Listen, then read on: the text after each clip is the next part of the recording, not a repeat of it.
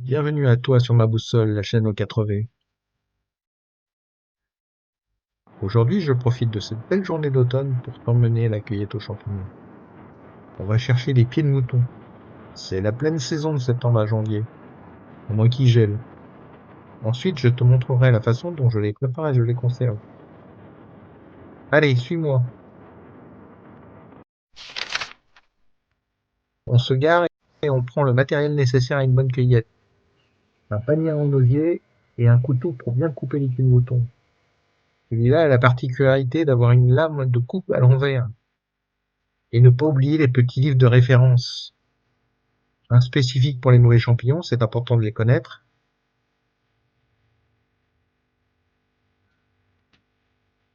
Et un pour les bons champignons avec des dessins très réalistes.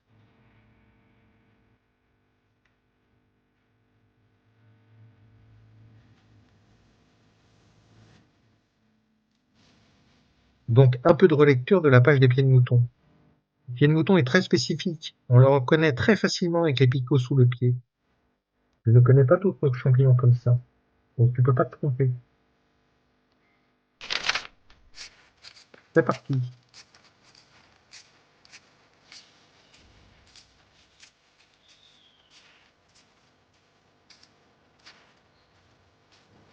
Ah, voilà les premières phrases de pied de mouton. Ce champignon qui se développe sur un filament sous la terre a un trajet très visible en surface avec la pousse. Donc comme dit l'adage, quand tu en trouves un, tu sais qu'il y en a d'autres. Il faut juste repérer le sens du fil et le suivre pour découvrir les autres. J'ai remarqué que ce fil peut se prolonger sur une dizaine de mètres, puis après plus rien.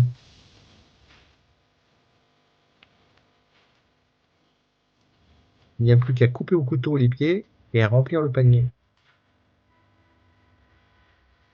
Bon, ça y est, le panier est plein. Pense le panier pour limiter la cueillette à une certaine quantité. Faut savoir en laisser pour les autres. Allez, retour en cuisine pour les préparer.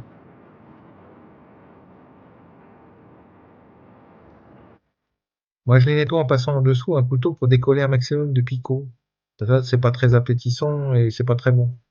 Je les lave pour les nettoyer. L'eau n'a pas d'importance car elle va partir à la cuisson. Une poêle, un peu d'huile, du sel pour faire sortir l'eau et du poivre.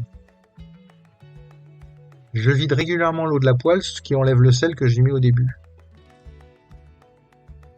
Dès que ça ne dégorge plus, j'arrête la cuisson.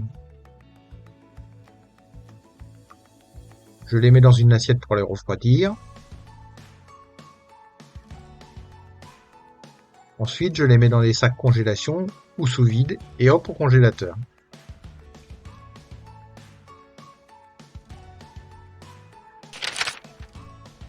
Je les utilise en accompagnement en réchauffant à la poêle avec de la crème fraîche, ou bien je les incorpore le dernier quart d'heure au four avec un rôti ou une volaille.